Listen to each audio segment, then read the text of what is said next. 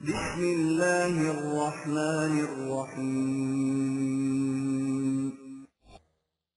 لن تنالوا البر حتى تنفقوا مما تحبون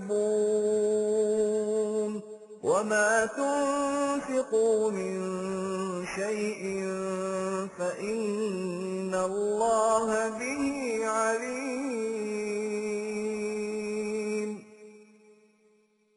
اس کے بعد سوال یہ سامنے آتا ہے کہ جو لوگ دنیا اور آخرت دونوں میں کامیاب زندگی بسر کرنا چاہیں وہ کیا کریں؟ بات سیدھی ہے، تم زندگی کی وسعتیں اور کشاد چاہتے ہو، اس کے لیے کرنا یہ ہوگا کہ مال و دولت میں سے جو چیزیں تمہیں سب سے زیادہ عزیز ہوں انہیں صرف اپنے لیے سمیٹ کر نہ رکھو بلکہ نوع انسان کی عالمگیر ربوبیت کے لیے کھلا رکھو۔ جو کچھ تم اس طرح ربوبیت عامہ کے لیے صرف کرو گے خدا کو اس کا علم ہوگا، اس لیے تمہارا کوئی عمل نظر انداز نہیں ہونے پائے گا۔ كل الطعام كان حلا لبني إسرائيل إلا ما حرم إسرائيل على نفسه من قبل أن تنزل التوراة قل فأتوا بالتوراة فاتلوها إن كنتم صادقين۔ اس ضمنی سوال کے بعد پھر سابقہ موضوع کی طرف آؤ۔ یہود کا ایک اعتراض یہ بھی ہے کہ قرآن میں بعض ایسی چیزوں کو حلال قرار دیا گیا ہے جو ان کے ہاں حرام ہیں، اس لیے اس کا یہ دعویٰ کس طرح صحیح قرار پا سکتا ہے کہ یہ اسی دین کا پیامبر ہے جو انبیاء صادقہ کو دیا گیا تھا۔ ان سے کہو کہ تم ابراہیم کو اپنا مورث اعلیٰ مانتے ہو، جو چیزیں اس کی ملت میں حرام تھیں انہی کو قرآن نے حرام قرار دیا ہے۔ باقی چیزوں کے متعلق ہوا یہ تھا کہ نزول تورات سے پہلے یعقوب اسرائیل نے بعض چیزوں کو اپنی ذات پر حرام قرار دے لیا تھا، سو یہ چیزیں خدا کی طرف سے ابدی طور پر حرام قرار نہیں دی جا سکتی۔ نیز بعض چیزوں کو یہودیوں پر بطور سزا حرام قرار دیا گیا تھا۔ تم تورات لاؤ اور اس میں یہ دکھاؤ کہ کون سی چیزیں تھیں جو ملت ابراہیمی میں ابداً حرام قرار دی گئی تھیں اور انہیں اب حلال قرار دے دیا گیا ہے۔ یہ سب باتیں تم نے خود وضع کی ہیں اور انہیں منسوب کرتے ہو خدا کی طرف۔ فمن افترى على الله الكذب من بعد ذلك فأولئك هم الظالمون۔ یاد رکھو جو اس طرح حقیقت واضح ہو جانے کے بعد بھی خدا پر بہتان باندھے تو یہ لوگ عدالت خداوندی میں مجرمین کی صف میں کھڑے ہوں گے۔ قل صدق الله فاتبعوا ملة إبراهيم حنيفا وما كان من المشركين۔ ان سے کہو کہ سچی بات وہی ہے جسے خدا نے بتا دیا ہے، اس لیے تمہیں چاہیے کہ اپنی کٹ حجتی چھوڑ کر ملت ابراہیمی کی پیروی کرو۔ ہماری دعوت بھی وہی ہے۔ ابراہیم نے ہر طرف سے منہ موڑ کر خالص خدا کی طرف جانے والا راستہ اختیار کیا تھا، وہ مشرکین میں سے نہیں تھا کہ خدا کے قانون کے ساتھ کچھ اپنی طرف سے بھی ملا لیتا۔ إن أول بيت وضع للناس للذي ببكة مباركا وهدى للعالمين۔ ان کا دوسرا اعتراض یہ ہے کہ قرآن نے بیت المقدس کے بجائے کعبہ کو کیوں مرکز قرار دیا ہے۔ ان سے کہو کہ دنیا میں سب سے پہلے جس مقام کو نوع انسان کا مرکز تجویز کیا گیا تھا وہ مکہ تھا۔ اسی مرکز سے اقوام عالم کو ثبات و استحکام اور نشو و نما کا سامان ملنا تھا، اور اسی کو وہ روشنی کا مینار بننا تھا جس سے عالمگیر انسانیت کے سامنے زندگی کا صحیح راستہ آ سکے۔ فيه آيات بينات مقام إبراهيم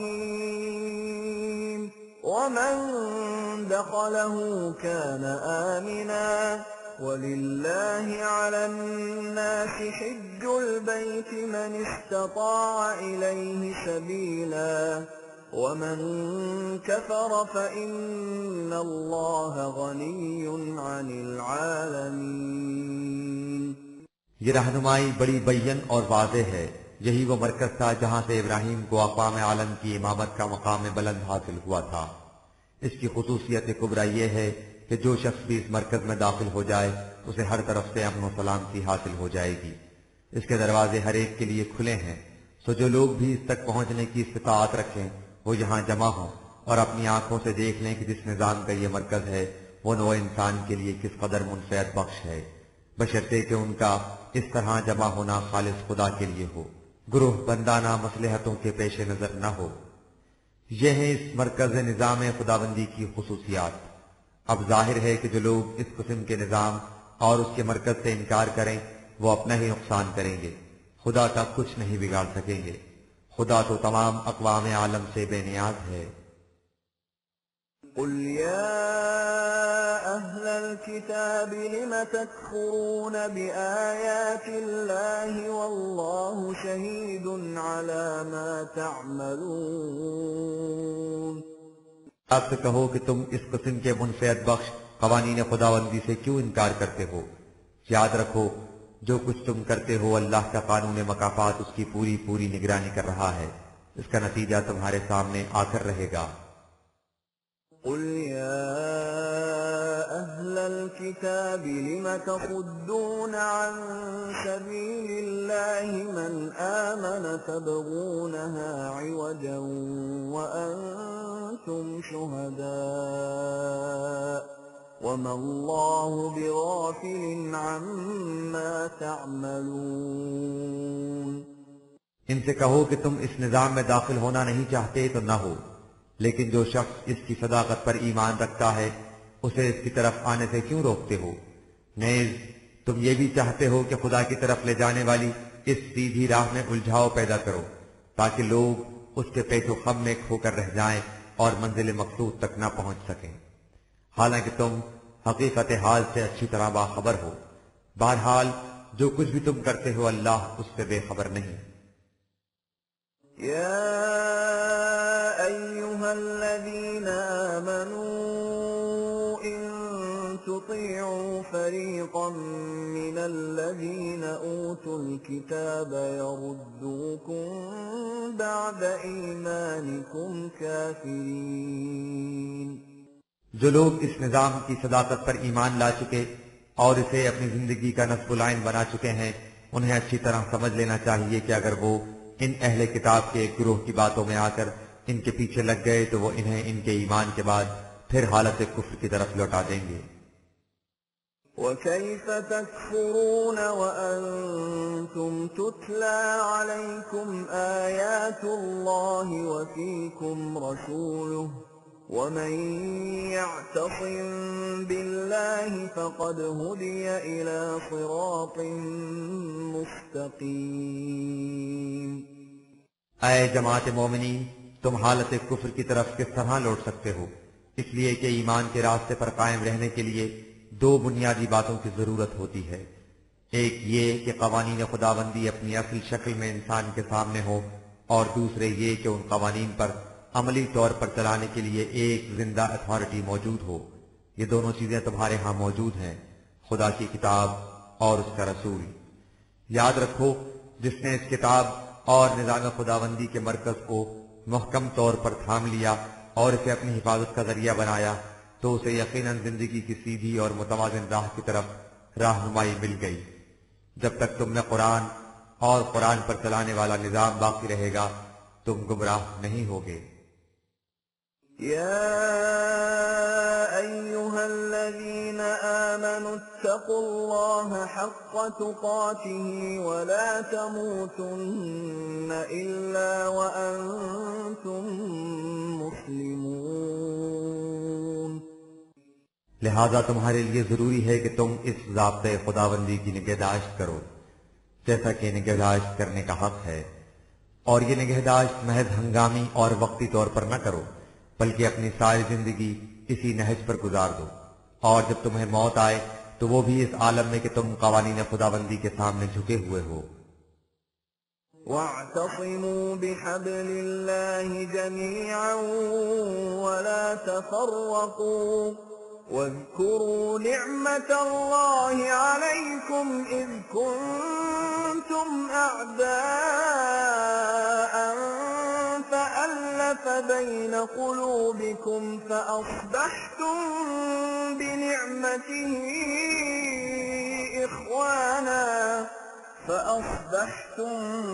بنعمته إخوانا وكنتم على شفا حفرة من النار فأنقذكم منها كذلك يبين الله لكم آياته لعلكم تهتدون۔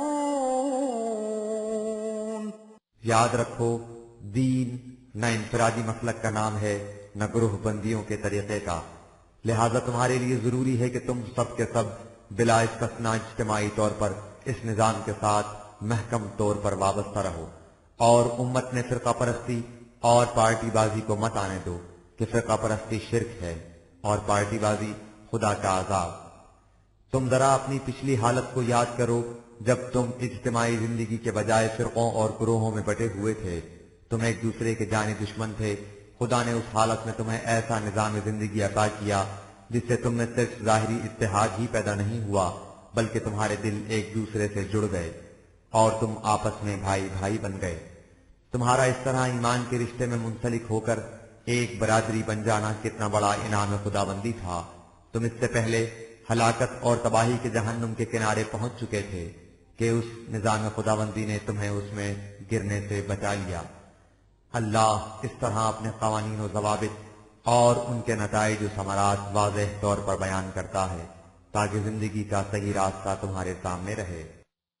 وَلْتَكُن مِّنكُمْ أُمَّةٌ يَدْعُونَ إِلَى الْخَيْرِ وَيَأْمُرُونَ بِالْمَعْرُوفِ وَيَنْهَوْنَ عَنِ الْمُنكَرِ وَأُولَئِكَ هُمُ الْمُفْلِحُونَ۔ اس نظام کے قیام سے مقصد یہ ہے کہ تم ایسی جماعت بن کر رہو جس کا فریضہ یہ ہو کہ وہ تمام نوع انسان کو قرآن کی طرف دعوت دے، ان امور کو عملاً نافذ کرے جنہیں قرآن صحیح تسلیم کرے، اور ان سے روکے جو اس کے نزدیک ناپسندیدہ ہوں۔ یہی ہیں وہ لوگ جن کی سعی و عمل کی کھیتیاں پروان چڑھتی ہیں اور جو نہایت کامیاب زندگی بسر کرتے ہیں۔ وَلَا تَكُونُوا كَالَّذِينَ تَفَرَّقُوا وَاخْتَلَفُوا مِن بَعْدِ مَا جَاءَهُمُ الْبَيِّنَاتُ وَأُولَئِكَ لَهُمْ عَذَابٌ عَظِيمٌ۔ یاد رکھو تم نے کہیں ان لوگوں کی طرح نہ ہو جانا جو واضح قوانین خداوندی آ جانے کے بعد فرقوں میں بٹ گئے اور باہم دیگر اختلافات کرنے لگے۔ یہ بڑا سنگین جرم ہے، اس لیے اس کی سزا بھی بڑی سخت ہے۔ اس سے قومیں ذلیل و خوار اور تباہ و برباد ہو جاتی ہیں۔ يَوْمَ تَبْيَضُّ وُجُوهٌ وَتَسْوَدُّ وُجُوهٌ فَأَمَّا الَّذِينَ اسْوَدَّتْ وُجُوهُهُمْ أَكَفَرْتُمْ بَعْدَ إِيمَانِكُمْ فَذُوقُوا الْعَذَابَ بِمَا كُنتُمْ تَكْفُرُونَ۔ یہ دونوں گروہ ہمارے سامنے ہیں، ایک وہ جو نظام خداوندی کے رشتے میں منسلک ہو کر امت واحدہ کی حیثیت سے زندگی بسر کریں، دوسرے وہ جو فرقوں میں بٹ کر کفر و شرک کے مسلک پر چل نکلیں۔ پہلا گروہ وہ ہے جن کے چہرے کامیابیوں اور کامرانیوں سے چمک رہے ہیں، دوسرا گروہ وہ ہے جو ذلت اور رسوائیوں کی وجہ سے روسیاہ ہے۔ یہ روسیاہ وہ ہیں جو ایمان لانے کے بعد پھر کفر کی حالت کی طرف لوٹ گئے، یعنی فرقوں میں بٹ گئے۔ ان کے اس کافرانہ مسلک کی وجہ سے ان پر ذلت اور تباہی کا عبرت انگیز عذاب چھا گیا۔ وَأَمَّا الَّذِينَ ابْيَضَّتْ وُجُوهُهُمْ فَفِي رَحْمَةِ اللَّهِ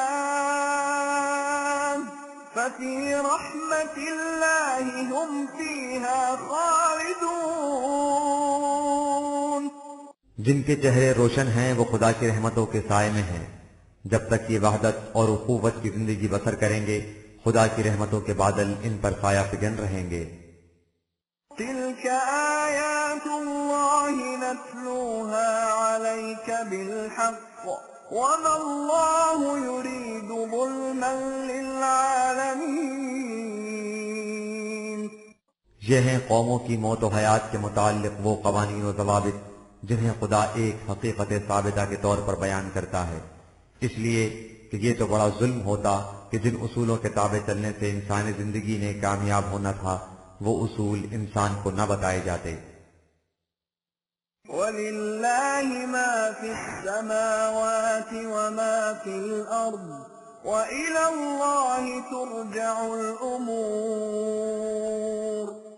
خدا نے یہ انداز کچھ تمہارے ہی لیے اختیار نہیں کیا، خارجی کائنات میں بھی اسی قسم کے قوانین و ضوابط کار فرما ہے، جس کا نتیجہ یہ ہے کہ زمین و آسمان میں جو کچھ ہے سب اس کے مقرر کردہ پروگرام کی تکمیل کے لیے سرگرم عمل ہے، اور ہر تدبیر کا قدم اس کی طرف اٹھ رہا ہے۔ کائنات کی ہر اسکیم اپنی منزل مقصود کی طرف بڑھ رہی ہے۔ كنتم خير أمة أخرجت للناس تأمرون بالمعروف وتنهون عن المنكر وتؤمنون بالله ولو آمن أهل الكتاب لكان خيرا لهم منهم المؤمنون وأكثرهم الفاسقون۔ فرق یہ ہے کہ خارجی کائنات میں خدا کے قوانین از خود کار فرما ہیں، اور انسانی دنیا میں انہیں نافذ کرنے کے لیے انسانوں کی جماعت کی ضرورت ہوتی ہے۔ یہ ہے وہ مقصد جس کے لیے ہم نے اے جماعت مومنین تمہیں اٹھا کھڑا کیا ہے، تاکہ تم ایسا نظام قائم کرو جو عالمگیر انسانیت کے لیے نفع رساں ہو۔ اس کے لیے ضروری ہے کہ تم ان باتوں کا حکم دو جسے قرآن صحیح تسلیم کرتا ہے، اور ان سے روکو جو اس کے نزدیک ناپسندیدہ ہیں، لیکن تم دوسروں سے یہ کچھ اسی صورت میں کہہ سکتے ہو جب تم خود ان قوانین کی صداقت پر پورا یقین رکھو۔ اگر یہ اہل کتاب بھی اس نظام کی صداقت پر ایمان لا کر اسے اپنی زندگی کا نصب العین بنا لیں تو یہ ان کے لیے بہتر ہوگا۔ ان میں سے کچھ لوگ تو اس پر ایمان لائے ہیں، لیکن اکثریت ان کی ہے جو غلط راستوں پر چل رہے ہیں اور اس نظام کی سخت مخالفت کرتے ہیں۔ لن يضروكم إلا أذى وإن يقاتلوكم يولوكم الأدبار ثم لا ينصرون۔ لیکن یہ لوگ اس مخالفت سے تمہیں بجز ذرا سی تکلیف اور پریشانی کے اور کوئی نقصان نہیں پہنچا سکیں گے۔ اگر یہ میدان جنگ میں تمہارے مد مقابل آئیں گے تو پیٹھ دکھا کر بھاگ جائیں گے، اور ان کا کوئی یار و مددگار اور پشت پناہ نہیں ہوگا۔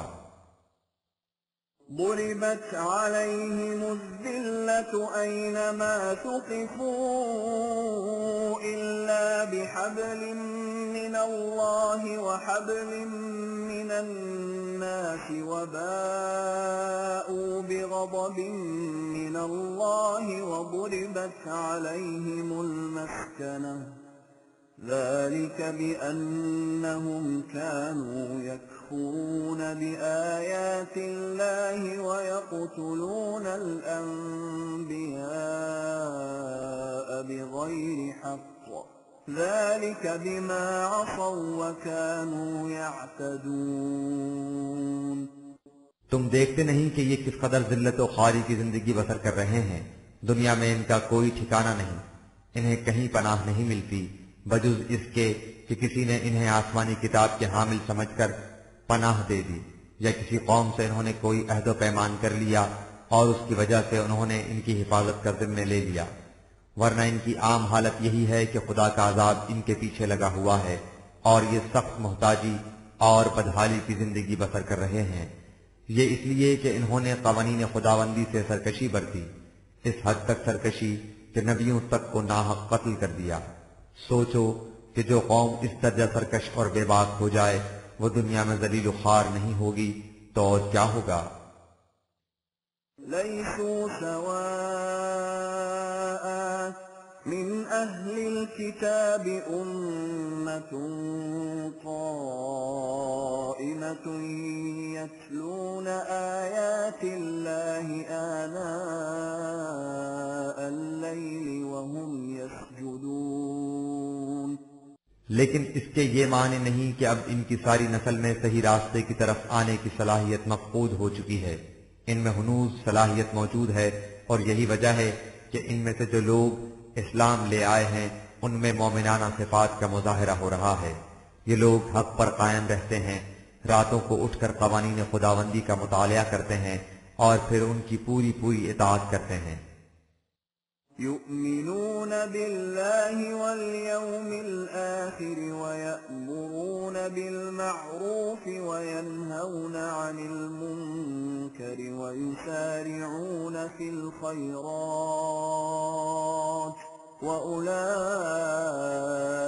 من الصالحين۔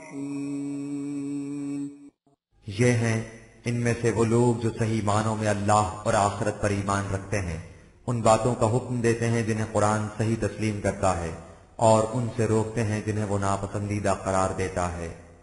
نوع انسان کی بھلائی کے کاموں میں تیزی سے قدم اٹھاتے ہیں، یہ لوگ صالحین مومنین کے زمرے میں شامل ہو چکے ہیں۔ وما يفعلوا من خير فلن يكفروه والله عليم بالمتقين۔ خدا کا قانون مکافات ان کے حسن عمل کو اس لیے نہیں ٹھکرا دے گا کہ یہ بنی اسرائیل کے گھروں میں پیدا ہو گئے تھے۔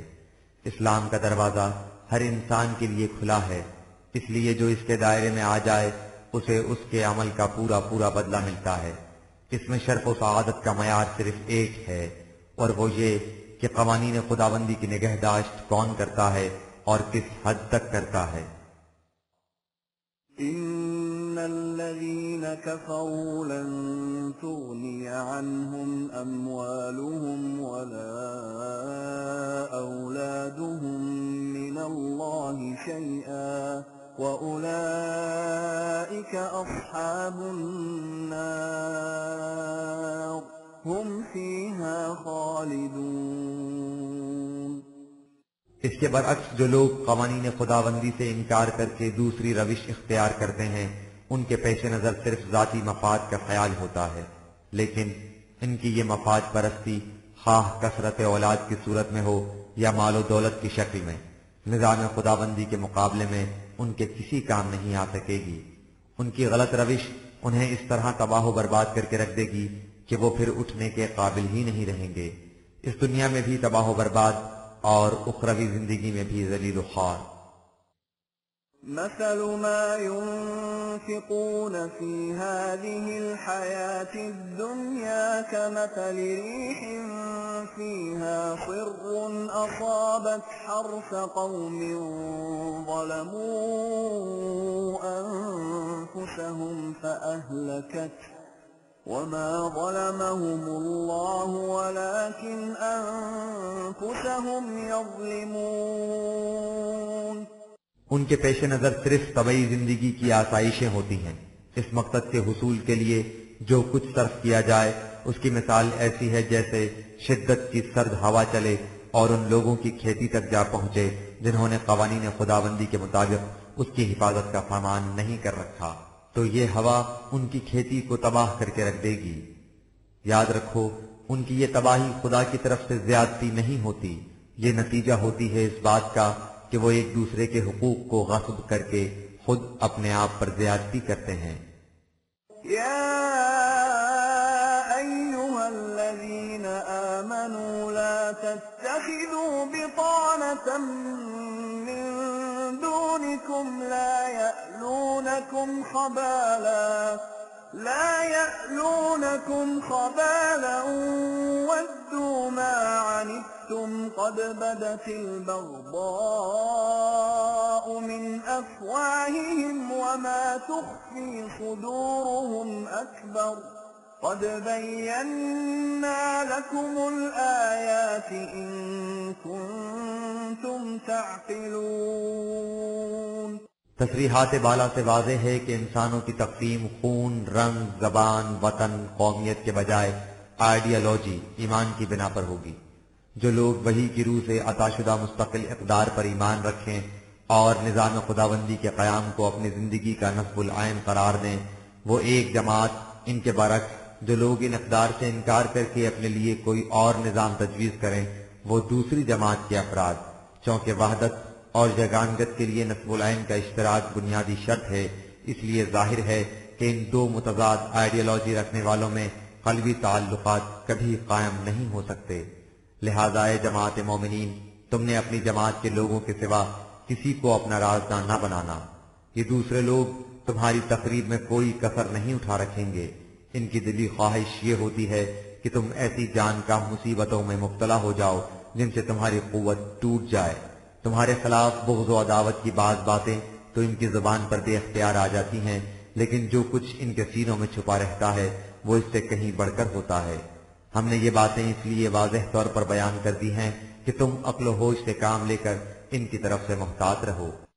ها أنتم أولئك تحبونهم ولا يحبونكم وتؤمنون بالكتاب كله وإذا لقوكم قالوا آمنا وإذا خلوا عضوا عليكم الأنامل من الغيظ قل موتوا بغيظكم إن الله عليم بذات الصدور۔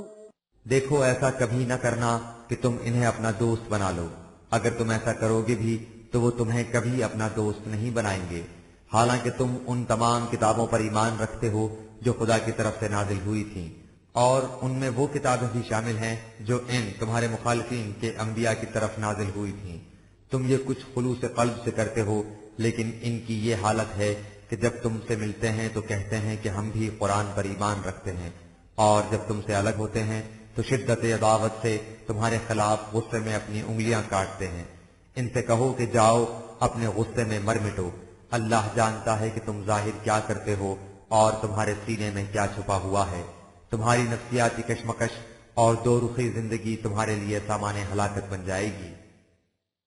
إن تمسسكم حسنة تسؤهم وإن تصبكم سيئة يفرحوا بها وإن تصبروا وتتقوا لا يضركم كيدهم شيئا إن الله بما يعملون محيط۔ ان کے خوب سے باطن کا یہ حال ہے کہ اگر کوئی اچھی بات تمہیں چھو کر بھی گزر جائے تو انہیں سخت ناگوار گزرتی ہے، اور اگر تمہیں کوئی تکلیف پہنچے تو یہ اس سے بہت خوش ہوتے ہیں، لیکن تم ان کی باتوں کی کوئی پرواہ نہ کرو۔ اگر تم اپنے پروگرام میں ثابت قدم رہے اور قوانین خداوندی کی پوری نگہداشت کرتے رہے تو ان کی تدبیریں اور سازشیں تمہارا کچھ نہیں بگاڑ سکیں گی۔ اللہ کا قانون مکافات انہیں ہر طرف سے گھیرے ہوئے ہے، اس لیے نتائج اس کے مطابق مرتب ہوں گے، نہ کہ ان کی خواہشات کے مطابق۔ وَإِذْ غَدَوْتَ مِنْ أَهْلِكَ تُبَوِّئُ الْمُؤْمِنِينَ مَقَاعِدَ لِلْقِتَالِ وَاللَّهُ سَمِيعٌ عَلِيمٌ۔ اس حقیقت کو سمجھنے کے لیے کہ صبر و تقوی کا پھل کیا ہوتا ہے اور استقامت کا دامن ہاتھ سے چھوڑ دینے کا نتیجہ کیا، تم اس جنگ احد کا واقعہ سامنے لاؤ جب تو اے رسول صبح سویرے اپنے گھر سے نکلا تھا تاکہ جماعت مومنین کو لڑائی کے مرکزی مقامات پر متعین کر دے، اور اللہ سب کچھ سنتا اور جانتا تھا۔ إِذْ هَمَّ الطَّائِفَتَانِ مِنكُمْ أَن تَفْشَلَا وَاللَّهُ وَلِيُّهُمَا وَعَلَى اللَّهِ فَلْيَتَوَكَّلِ الْمُؤْمِنُونَ۔ اس دن مقابلہ ایسا سخت تھا کہ تم میں سے دو گروہوں کے دل میں ہمت ہار دینے کا خیال پیدا ہو گیا، حالانکہ انہیں قانون خداوندی کی تائید اور سرپرستی حاصل تھی، اور مومن کی تو خصوصیت ہی یہ ہے کہ اسے قانون خداوندی کی تائید اور سرپرستی پر پورا بھروسہ ہوتا ہے۔ اس خیال کا نتیجہ اور عین میدان جنگ میں نظم و ضبط چھوڑ دینے کا مال کیا ہوا، اسے تم اپنی آنکھوں سے دیکھ چکے ہو۔ وَلَقَدْ نَصَرَكُمُ اللَّهُ بِبَدْرٍ وَأَنْتُمْ أَذِلَّةٌ فَاتَّقُوا اللَّهَ لَعَلَّكُمْ تَشْكُرُونَ۔ حالانکہ اس سے پہلے جنگ بدر میں تم یہ بھی دیکھ چکے تھے کہ دشمن کے مقابلے میں تعداد کے لحاظ سے کم ہونے کے باوجود اللہ نے کس طرح تمہاری مدد کی تھی۔ وہ نتیجہ تھا استقامت اور تقوی کا، اس لیے تمہیں ہمیشہ تقوی شعار رہنا چاہیے، یعنی قوانین خداوندی کی پوری نگہداشت کرنی چاہیے تاکہ تمہاری کوششیں بھرپور نتائج پیدا کریں۔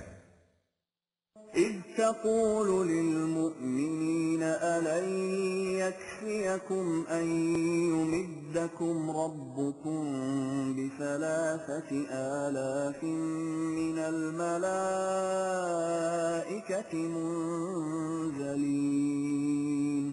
جنگ احد میں جب تو اے رسول اپنی جماعت سے کہہ رہا تھا کہ کیا تمہارے لیے یہ کافی نہیں کہ اللہ ان 3000 ملائکہ سے تمہاری مدد کرے جو تمہارے دل کی گہرائیوں میں اتر کر تمہارے لیے ثبات و طمانینت کا موجب بنے۔ 3000 ملائکہ اس لیے کہ دشمن کی تعداد بھی اسے قدر تھی۔ بلى إن تصبروا وتتقوا ويأتوكم من فورهم هذا يمددكم ربكم ب5 آلاف من الملائكة مسومين۔ اور جب کبھی ایسا ہو کہ دشمن تم پر پورے جوش و خروش سے حملہ کرے اور تم اس حملے کا جواب پوری استقامت سے دو اور قوانین خداوندی کی نگہداشت کرو، تو اگر دشمن کی تعداد 5000 ہوگی تو وہ تمہاری مدد 5000 ملائکہ سے کرے گا جو دشمن کو تباہ کر دیں گے۔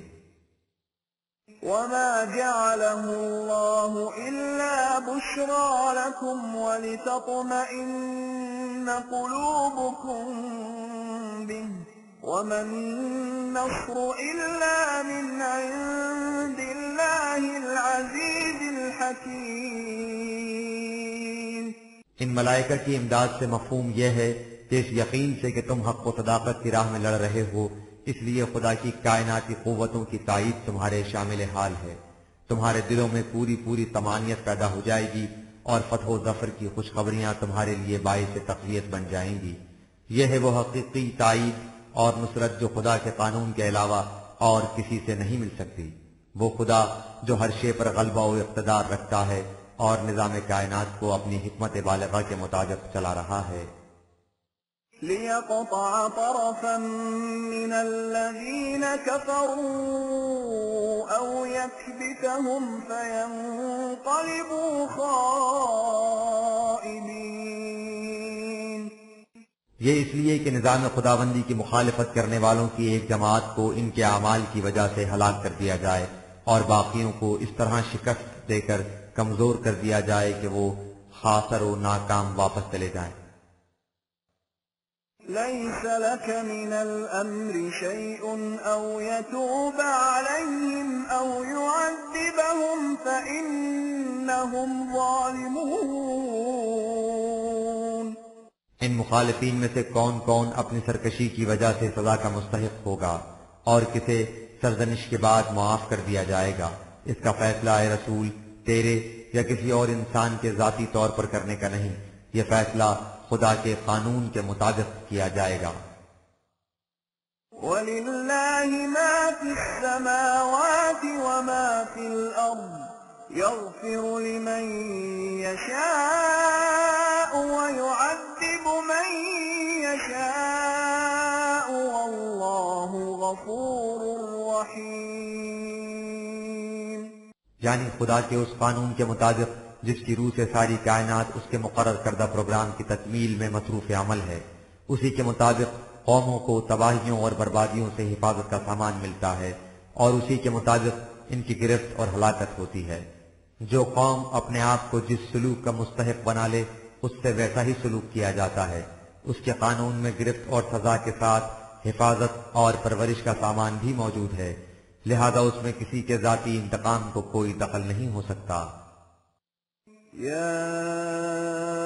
أيها الذين آمنوا لا تأكلوا الربا أضعافا مضاعفة واتقوا الله لعلكم تفلحون۔ لیکن تم نے کہیں یہ نہ سمجھ لینا کہ میدان جنگ میں فتح حاصل ہو گئی تو دین کا مقصد پورا ہو گیا۔ وہاں کی فتح سے صرف ان تقریبی قوتوں کی مدافعت ہوتی ہے جو تمہارے نظام کی راہ میں حائل ہوں۔ اصل مقصود یہ ہے کہ تمہارا معاشرہ صحیح خطوط پر متشکل ہو۔ جیسا کہ پہلے بھی بتایا جا چکا ہے، معاشرتی تباہی میں سب سے بڑا حصہ ربا کا ہے، یعنی محض سرمایہ سے نفع کمانا۔ سمجھا یہ جاتا ہے کہ اس سے دولت بڑھتی ہے۔ انفرادی طور پر تو ایسا ہی نظر آتا ہے، لیکن در حقیقت اس سے قومی دولت میں کمی اور کمزوری واقع ہوتی ہے۔ لہٰذا اے جماعت مومنین، تم نے ربا کے سرمایہ دارانہ نظام کو اختیار نہ کر لینا۔ تم ہمیشہ قوانین خداوندی کی نگہداشت کرو، یہی کامیابی کی صحیح راہ ہے۔ واتقوا النار التي أعدت للكافرين۔ اگر تم نے محنت سے دولت پیدا کرنے کے بجائے سرمایہ کے زور پر دوسروں کی محنت کی کمائی غصب کرنی شروع کر دی تو ہر اس قوم کی طرح جو نظام خداوندی کی مخالفت کرتی ہے تمہارا معاشرہ بھی جہنمی معاشرہ بن جائے گا۔ وَأَطِيعُوا اللَّهَ وَالرَّسُولَ لَعَلَّكُمْ تُرْحَمُونَ۔ لہذا تم غلط نظام زندگی کی طرف آنکھ اٹھا کر بھی نہ دیکھو اور خدا کے اس نظام کی اطاعت کرو جسے اس کے رسول نے متشکل کیا ہے۔ اس سے تمہاری انسانی صلاحیتوں کی صحیح نشوونما ہو سکے گی۔ وَسَارِعُوا إِلَى مَغْفِرَةٍ مِّن رَّبِّكُمْ وَجَنَّةٍ عَرْضُهَا السَّمَاوَاتُ وَالْأَرْضُ أُعِدَّتْ لِلْمُتَّقِينَ۔ اور اس طرح اپنے نشوونما دینے والے کے سایہ حفاظت میں جلدی سے پہنچ جاؤ اور ربوبیت خداوندی کی اس جنت کو حاصل کر لو جو کائنات کی پستیوں اور بلندیوں میں ہر جگہ پھیلی ہوئی ہے۔ یہ جنت ان لوگوں کے لیے تیار رکھی ہے جو قوانین خداوندی کی نگہداشت کرتے ہیں۔ الذين ينفقون في السراء والضراء والكاظمين الغيظ والعافين عن الناس والله يحب المحسنين۔ یعنی ان لوگوں کے لیے جو دوسروں کی کمائی پر نگاہ رکھنے کے بجائے زندگی کی ہر حالت غم و مسرت اور تنگی اور آسودگی میں اپنی محنت کی کمائی کو نوع انسان کی پرورش کے لیے کھلا رکھتے ہیں، جو اپنی زائد قوت اور حرارت کو خواہ مخواہ مشتعل ہو کر تباہ و برباد کر دینے کے بجائے تعمیری کاموں کی طرف منتقل کر دیتے ہیں، اور اس بات کا قطعاً خیال نہیں کرتے کہ دوسروں کی طرف سے ان کے ساتھ کیسا سلوک ہوتا ہے۔ ان کا مقصد اپنی ذات اور معاشرے میں حسن پیدا کرنا ہوتا ہے، اور یہ روش نظام خداوندی کے نزدیک بڑی پسندیدہ ہے۔ والذین اذا فعلوا فاحشة او ظلموا انفسهم ذكروا الله فاستغفروا لذنوبهم ومن يغفر الذنوب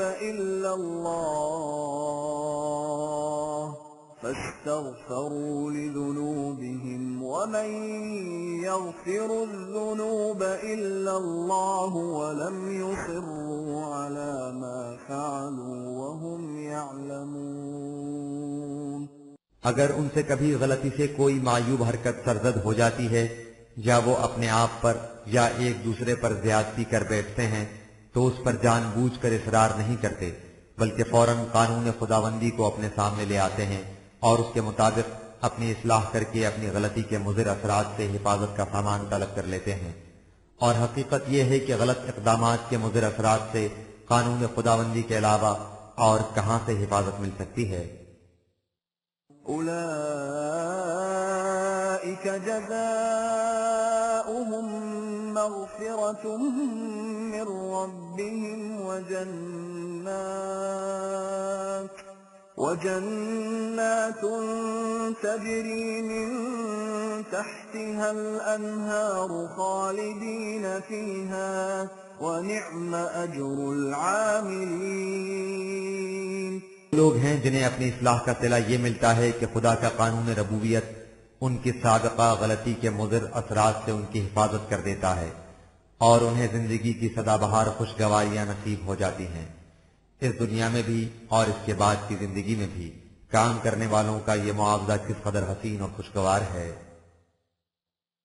قد خلت من قبلكم سنن فسيروا في الأرض فانظروا كيف كان عاقبة المكذبين. اس ضمنی بیان کے بعد پھر اسی موضوع کی طرف آؤ جو مسلسل چلا آ رہا تھا. اصول یہ بیان کیا جا رہا تھا کہ حق و باطل کے ٹکراؤ میں باطل کی قوتیں شکست کھا کر خاسر و نامراد رہ جاتی ہیں. یہ کوئی نیا اصول نہیں جو پہلی بار وضع کیا گیا ہو، یہ خدا کا ابدی قانون ہے جو شروع سے اسی طرح چلا آ رہا ہے. چنانچہ تم سے پہلے بہت سے نظام اور بہت سی اقوام گزر چکی ہیں. تم تاریخ کے اوراق پر غور کرو اور ان برباد شدہ قوموں کی اجڑی ہوئی بستیوں کو دیکھو.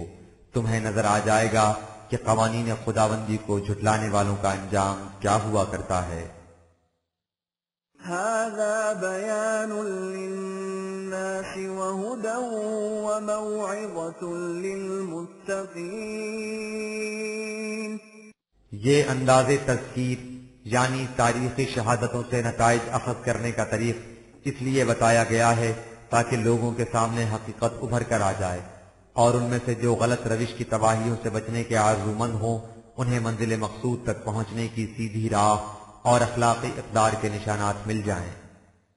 ولا تهنوا ولا تحزنوا وأنتم الأعلون إن كنتم مؤمنين. خدا کے اس ابدی قانون کے مطابق اگر تم بھی غلبہ و تسلط کی زندگی چاہتے ہو تو اس کے لیے ایک اصول یاد رکھو، اور وہ یہ کہ جب فتح و کامرانی سے سامان زیست کی فراوانی حاصل ہو تو اس سے تمہارے اندر سستی اور قتل مندی نہ پیدا ہو جائے، اور اگر کسی وقت حالات ناسازگار ہو جائیں تو اس سے تم پر افسردگی نہ چھا جائے. اور یہ اسی صورت میں ممکن ہے جب تمہیں قوانین خداوندی کی صداقت پر پورا یقین ہو. جب تم مومن ہو تو غمگینی اور افسردگی کے کیا معنی؟ جب تک تم اس روش پر قائم رہو گے تم پر کوئی غالب نہیں آ سکے گا. إن يمسسكم قرح فقد مس القوم قرح مثله وتلك الأيام نداولها بين الناس وليعلم الله الذين آمنوا ويتخذ منكم شهداء والله لا يحب الظالمين. یہ بھی یاد رکھو کہ مخالفین کے ساتھ تمہارا ٹکراؤ ضروری ہے. ٹکراؤ میں ایسا ہوتا ہے کہ آج تمہیں کوئی تکلیف پہنچ گئی، کل فریق مقابل کو شکست ہو گئی. انسان کی ساری تاریخ اسی گردش دولابی کا ریکارڈ ہے. اس کا ایک مقصد یہ بھی ہوتا ہے کہ اس امر کی ہر وقت جانچ پرکھ ہوتی رہے کہ تمہارا ایمان کس قدر قوی ہے اور تم میں سے کون اپنے ایمان کی عملی شہادت پیش کرتا ہے. اس شکست و فتح میں جو لوگ قوانین خداوندی سے سرکشی اختیار کر جائیں وہ اس کی نگاہ میں مستحسن قرار نہیں پا سکتے. وَلِيُمَحِّصَ اللَّهُ الَّذِينَ آمَنُوا وَيَمْحَقَ الْكَافِرِينَ. یہی وہ ٹکراؤ ہے جس سے وہ جماعت جو قوانین خداوندی کی صداقت پر یقین رکھتی ہے نامساعدت سے حالات کی کٹھالی میں سے نکل کر کندن بن جاتی ہے، اسے ثبات و استحکام نصیب ہوتا ہے، اور جو لوگ ان قوانین سے انکار کرتے ہیں کمزور ہوتے ہوتے مٹ جاتے ہیں. أَمْ حَسِبْتُمْ أَن تَدْخُلُوا الْجَنَّةَ وَلَمَّا يَعْلَمِ اللَّهُ الَّذِينَ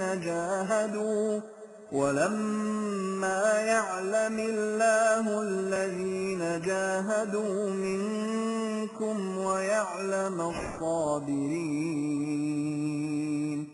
یہ ہے محو ثبات کا وہ محکم اصول جس کے مطابق قومیں مٹتی اور باقی رہتی ہیں۔ اس کے بعد تم سوچو کہ اگر تم اس خیال خام میں مگن رہو کہ تمہیں یوں ہی بیٹھے بٹھائے کامرانیوں اور خوشگواریوں کی جنتی زندگی مل جائے گی تو یہ تمہاری کتنی بڑی بھول ہوگی۔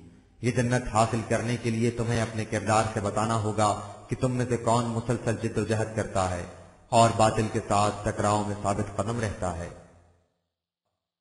وَلَقَدْ كُنْتُمْ تَمَنَّوْنَ الْمَوْتَ مِنْ قَبْلِ أَنْ تَلْقَوْهُ فَقَدْ رَأَيْتُمُوهُ وَأَنْتُمْ تَنْظُرُونَ۔ تمہیں یہ محکم اصول بھی بتایا گیا تھا کہ جیتا وہی ہے جو حق کی راہ میں مرنے کے لیے تیار رہتا ہے۔ اس اصول کے مطابق تم ہمیشہ مرنے کی تمنا کیا کرتے تھے۔ اس وقت اس کا موقع نہیں آیا تھا، لیکن اب وہ وقت آ گیا ہے۔ اب تمہارا باطل کے ساتھ ٹکراؤ ہوگا جس میں موت تمہارے سامنے کھڑی ہوگی اور تم اسے اپنی آنکھوں سے دیکھ رہے ہوگے۔ اب معلوم ہو جائے گا کہ تم میں سے کس کی تمنا خام تھی اور کس کی پختہ۔ وَمَا مُحَمَّدٌ إِلَّا رَسُولٌ قَدْ خَلَتْ مِن قَبْلِهِ الرُّسُلُ أَفَإِن مَّاتَ أَوْ قُتِلَ انقَلَبْتُمْ عَلَىٰ أَعْقَابِكُمْ وَمَن يَنقَلِبْ عَلَىٰ عَقِبَيْهِ فَلَن يَضُرَّ اللَّهَ شَيْئًا وَسَيَجْزِي اللَّهُ الشَّاكِرِينَ۔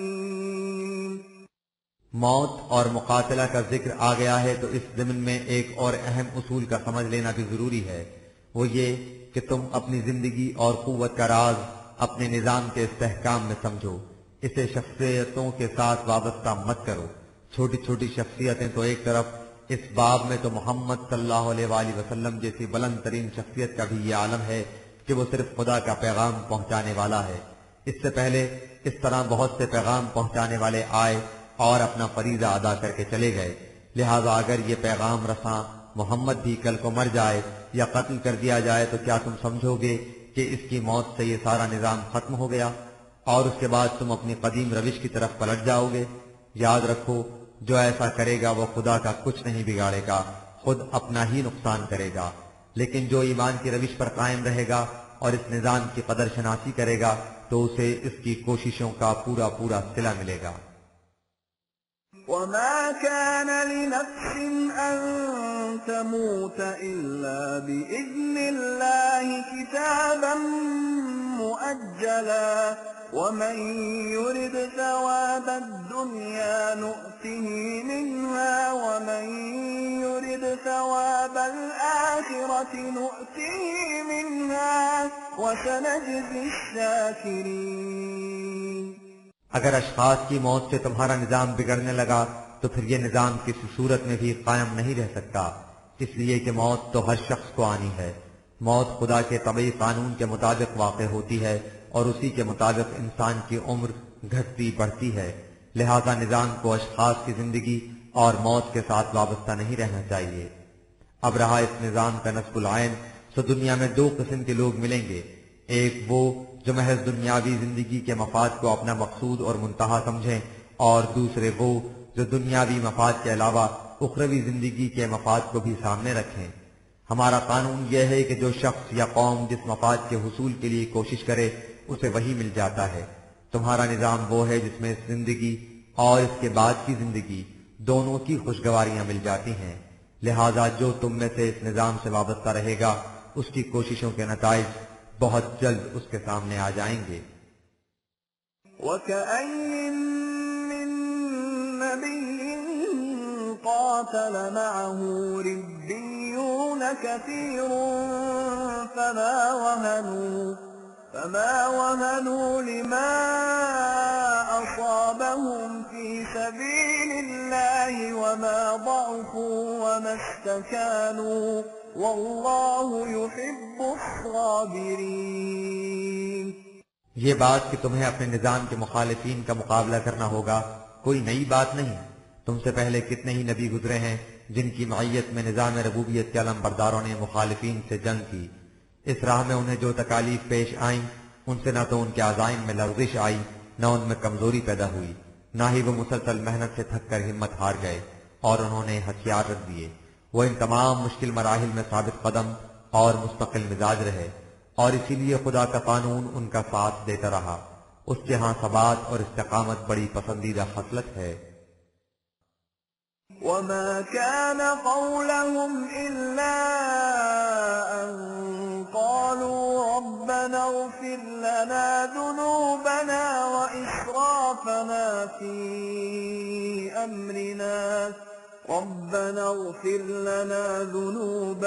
وإسرافنا في أمرنا وثبت أقدامنا وانصرنا على القوم الكافرين۔ یہ لوگ اپنے آہنی عزم کے ساتھ آگے بڑھتے رہے، ان کی زبان پر اس کے سوا کچھ نہ تھا کہ اے ہمارے نشوونما دینے والے، اگر ہم سے کوئی لغزش یا کوتاہی ہو جائے یا کسی معاملے میں ہم حد سے بڑھ جائیں تو ہمیں ہماری ان غلطیوں کے مضر اثرات سے محفوظ رکھنا، ہمیں ثابت قدم رہنے کی توفیق دینا اور مخالفین پر غلبہ اور کامیابی عطا کرنا۔ فآتاهم الله ثواب الدنيا وحسن ثواب الآخرة والله يحب المحسنين۔ یہ تھے وہ لوگ جنہیں ہم نے ان کے حسن عمل کے بدلے دنیا کی خوشگواریاں بھی عطا کی اور آخرت کی زندگی کی نعمتیں بھی۔ حقیقت یہ ہے کہ قانون خداوندی کے يا أيها الذين آمنوا إن تطيعوا الذين كفروا يردوكم على أعقابكم فتنقلبوا خاسرين۔ اے جماعت مومنین، تم اسے اچھی طرح سمجھ لو کہ یہ نظام کسی شخص کی موت سے درہم برہم نہیں ہو سکے گا۔